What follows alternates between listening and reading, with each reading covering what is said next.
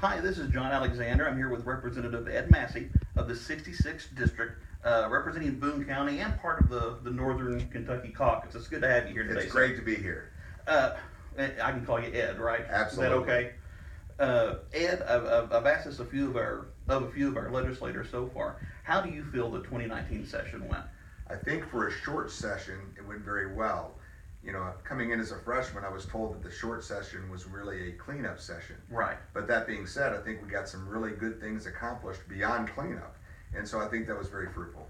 And you said freshman representative, you said freshman legislator, but you're really, with your background on school boards, with your background as an attorney, you were familiar with a lot of kind of what went on in Frankfort, weren't you? Oh yes, I've been around the periphery of this for many years. I've testified before. I've been down here lobbying before in the capacity of a school board member. So I knew what went on. I just hadn't served in the role. Right. And I learned a lot about being in the role. But I was very honored to serve with a lot of good people that I think have Kentucky at their first priority. Right. Tell me, what was one of the favorite bills that you passed through? I know one we had talked about before was, I believe it was Senate Bill 57. That's correct. The expungement bill.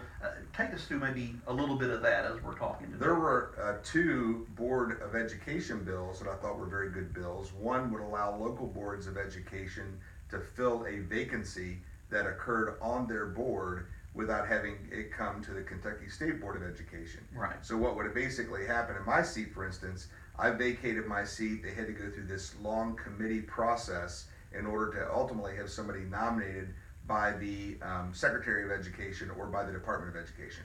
And so they will fill that seat now, but in the future, I think the school board, from a local standpoint, has the best ability to find someone in the local community that can best serve that local school board. That was one bill. Another bill raised the pay for school board members. People think we make a lot of money, and we never made a lot of money. They get $75 a meeting. That will now go to $150. And there was a $3,000 cap on expenses that could be reimbursed, and that's been raised to $6,000. So that was another bill that I thought was very good for schools. And the one that was really good for me locally was House Bill 444, which was a bill that allowed us to allow Kenton County and Boone County to work together to open a Ignite Institute, which is a career workforce type school. And we had already been given a $14 million building by Toyota. We subsequently got a $7 million workforce development grant. And so the problem was these kids that were coming over from Kenton County had been given local technology dollars in Kenton County. And we learned from the department that those would not flow with the kids if they went to a building in Boone County. So we were able to get the legislation through that allows that money to flow with those kids and allows us to continue with the seamless opening of this school in the fall. And we think that's going to be a model not just for the state but for the nation about how we can let kids work in a career and technical environment and basically obtain an associate's degree when they're graduating from high school. Was there anything that surprised you as a freshman representative that maybe you hadn't expected when you came in? It wasn't much as a surprise as it was a realization that there's a lot of what I call dead time, where you're just trying to figure out what people are doing and caucusing and trying to, in the school board world, if more than two board members gather, it's considered a meeting and you can't even discuss those issues. Here, it's kind of contrary to that. You actually want to meet, you want to discuss, you want to caucus, and you want to have a plan together before you actually go into the chamber and start having those, making those decisions. I think what didn't surprise me, but I always find astonishing, is some of the rhetoric that is spewed forth in the chamber. Sometimes I feel like it's more grandstanding than it is about getting the work done. And being a lawyer, having been a board member for 22 years, I think we just need to focus on getting the work done. And that's why you're here, isn't it? I mean, absolutely. To do that work. Is there anything you're working on now as far as maybe some bills down the pipeline, for the 2020 session that you're looking forward to? There are several, actually. The one that I filed this year but didn't get out of committee was a construction management at risk bill. That bill would allow school districts to use a construction manager, and it would be an effort to save money cost on construction. So what would happen is if somebody has a construction manager at risk, you get a fixed price. If it goes over the fixed price, then the construction manager eats that cost. If it comes in under the fixed price, then the school district gets that money back.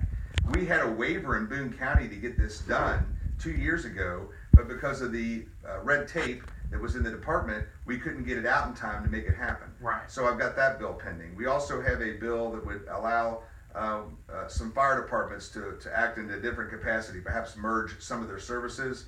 It's a pretty big bill, and so we're going to have to really get down in the weeds and figure out how that would affect those departments that are functioning really well and those volunteer departments that need assistance. And that was close to your heart too, being a former first responder. That's correct. That's correct. So those are two big items. Also some veterans bills that I hoped had gotten out. One that I think was just miscommunication. We had a House Bill 406 that was the Gold Star Honor and Remember flag, and it passed the House 99-0. It got kind of locked up in the Senate, and I found out why later. And once we answered those explanations, they were fine with it. Right. It just wasn't enough time left to get it out of the Senate. So that will come back around next year. And we also had the ASVAB bill, and that bill was to allow students to be able to be absent from school if they're taking the ASVAB, and it not be counted against the schools as an absence. And that's really important because schools are paid based on average daily attendance. Right. And so the school would not be harmed by allowing a student to be out of school to take the ASVAB, which is promoting our military cause and yet protecting our schools. Right. So that's another bill that I certainly will want to bring forward again next year. Have you had fun this year? I had a ball. Yeah. I feel like I was made for this. Yeah.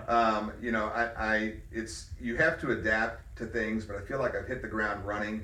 I felt very fortunate to have a number of my pieces of legislation considered, debated, that came out of committee, that passed, or that I testified on, that passed. And I've heard stories about people that have been here 2 or 3 terms before they ever got a bill through. Yeah. I think the experience I had in the past really helped me with that. Right. But I also think that there was a camaraderie, at least among our caucus, that allowed us to get some things done. And I hope we can get away from any unprofessionalism and really get back to the civility of just working for the citizens of the Commonwealth. There were a lot of freshmen, especially in our caucus and the Republican caucus, a lot of freshman members. That probably helped a little bit too, didn't it? It did. I mean, because to some degree, you always adhere to the people you come in with. Right. You started together and you adhere to them. So there was some motivation. What I also find interesting about being here in the school board world, we all had this one common interest in school boards. Here, we have people from all different walks, all different occupations, from farmers to pharmacists to lawyers to doctors to store owners to board members, retired teachers, etc. And learning how those people work and think and experience life, to me, is just a wonderful thing to see. I think that was the biggest surprise for me, since we have such a big state, is the different types of, say, even Republicans that we have, the different types of Democrats that we have, the different types of folks from different regions that we have representing the entire state. Well, I'm a lifelong learner, and so learning from these people has been amazing. So, there's things I didn't know about, and I would go up to a senior member and I'd say, hey, I can see you're really well versed in this. Would you take the time to sit down and just teach me? And they're like, yes, we'll be glad to work with you. And I really appreciate that. What happens is the community always, they always talk about there being bitterness and division and fighting, but they don't see the 90 to 95% of work we do where we agree. Exactly. They see the 5% where we've drawn the line in the sand and we don't agree. But there's many things that on both sides of the aisle we've worked together because we believe in what the Commonwealth stands for and what our values are. Ed, thank you so much for sitting down and talking with us today.